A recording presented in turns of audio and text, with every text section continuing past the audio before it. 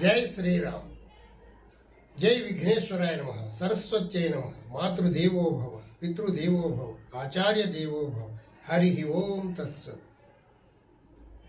హనుమంతుని దివ్య కథ.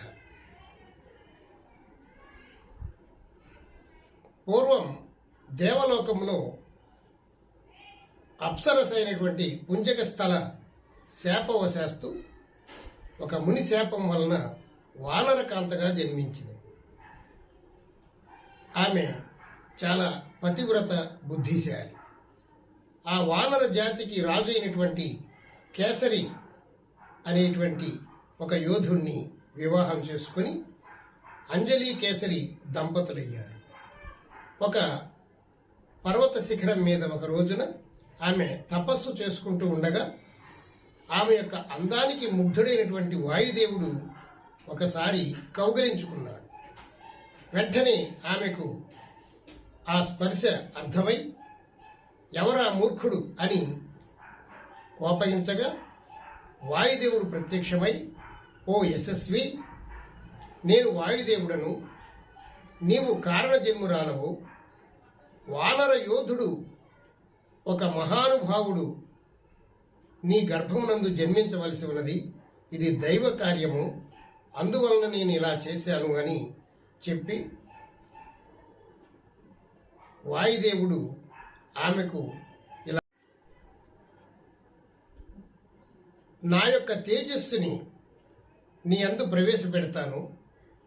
ఒక వానర యోధుడికి నీవు జన్మనిచ్చి నీ పేరుని ఆచంద్ర తారార్కము నిలిచేలాగా చేయవలసి ఉన్నది.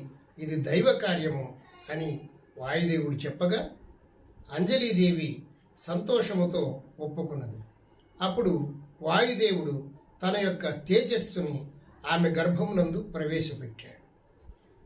మనము ఈ కలియుగములో భావించినట్లుగా వారు లైంగిక సంపర్కం వలన జన్మించినటువంటి వారు కాదు, దైవాంశ సంభూతులుగా ఉంటారు. పూర్వకాలం మహిమాన్వితులైనటువంటి వారు. ఆ వాయుదేవుడు సాక్షాత్ పరమశివుని యొక్క అంశ కాబట్టి వారికి దివ్య శక్తులు ఉంటాయి కాబట్టి ఆయన యొక్క తేజస్సును అంజని గర్భం నందు ప్రవేశపెట్టడం జరిగింది. కొన్ని దినములకు అంజని గర్భమున ఆంజనేయుడు ఒక వానర యోధుడు పుట్టడం జరిగింది. అంజని కడుపున పుట్టాడు కాబట్టి ఆయనను ఆంజనేయుడు అని నామకరణం చేశారు. వాయుదేవునితో సమానమైనటువంటి బలము, వాయుదేవుని వేగము, వాయుదేవుని అంటే బుద్ధిశాలి. అలాంటి మహాయోధుడు వానర యోధుడుగా జన్మించాడు ఆంజనేయుడు.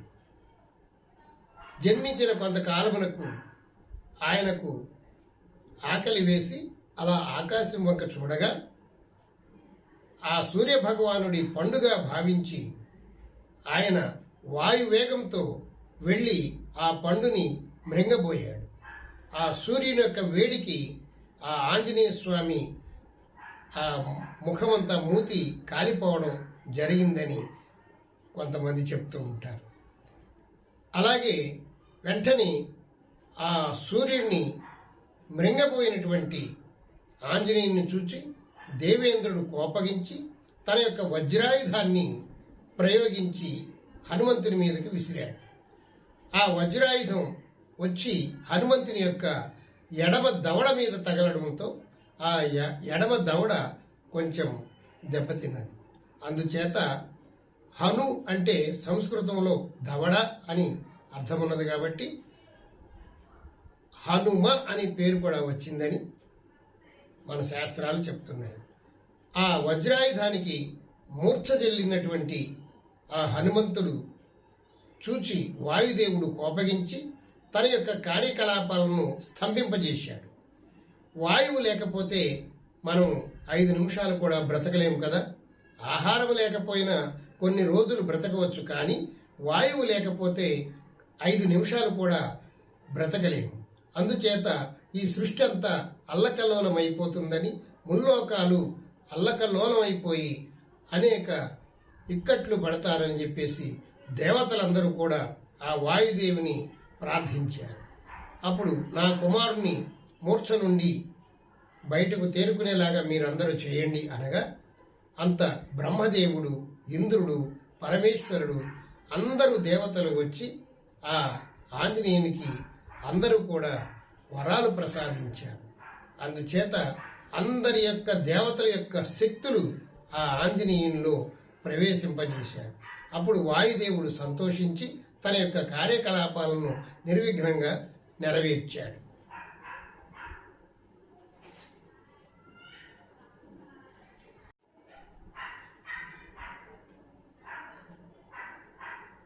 ఆంజనేయుడు గొప్ప సంగీత విద్వాంసుడు, గొప్ప దైవభక్తి కలిగినటువంటి వాడు.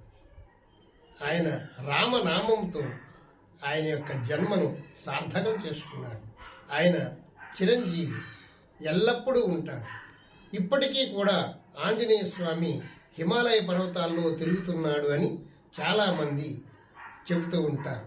కొంతమంది యోగులకి, కొంతమంది పవిత్రులకి ఆయన దర్శనం కలిగిందని కొంతమంది మనకు చెప్పడం కూడా మనం వింటూ ఉంటాం. అందుకని ఆయన భారతదేశం అంతటా ఇతర దేశాల్లో కూడా ఆ హనుమంతుని పూజలు చేయటం, ఆయన విగ్రహాలు పెట్టుకోవడం మనకు ఆనవాయితీగా వస్తుంది. ఆయన నిష్కల్మష బ్రహ్మచారి, ఆయన మహాయోధుడు. భూత ప్రేత పిశాచాలు ఆయనంటే భయపడతాయి. మనం ఒంటరిగా ఉన్నప్పుడు, ఎప్పుడైనా మనకు భయం వేసినప్పుడు ఆ ఆంజనేయ స్వామి స్తోత్రాన్ని మనం తలుచుకున్నట్లయితే మనకి ఆ భయం పోతుంది. జై వీరాంజనేయం ప్రసన్నాంజనేయం ప్రభాదివ్యకాయం నమో అంజలీపుత్ర నమో వాయుపుత్ర నమో బాలగాత్ర నమో సచ్చరిత్ర నమో జానకీ ప్రాణదాత భవిష్యత్ విధాత నమస్తే నమస్తే నమస్తే నమః. ఇలా ధ్యానం చేసినట్లయితే మనకున్నటువంటి భయం పోయి మనలో ఎక్కడ లేనటువంటి ధైర్యం మనకి రావడం మనం గమనించవచ్చు.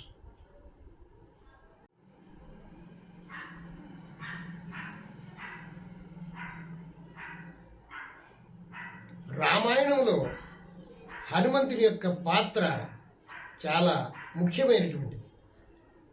హనుమంతులు వారు లేకపోతే రామాయణమే లేదేమో అనేటువంటి భావన కూడా మనకు కలుగుతుంది. అంత ముఖ్యమైనటువంటి పాత్రని పోషించినటువంటి ఆయన హనుమంతుడు చిరంజీవి ఇప్పటికీ కూడా మనల్ని కాపాడుతూ ఉన్నారు. ఆయనను స్మరించిన వారు, ఆయనను భజించిన వారికి ఏ లోటు లేకుండా హాయిగా జీవనాన్ని గడపగలుగుతారు. జై శ్రీరామ్, జై శ్రీరామ్. మీకు ఈ వీడియో నచ్చినట్లయితే లైక్ చేయండి, షేర్ చేయండి, సబ్స్క్రైబ్ చేయండి. సర్వే జనా సుఖినో భవంతు. సమస్త సన్మంగళాని సంతు. హరి ఓం తత్సత్.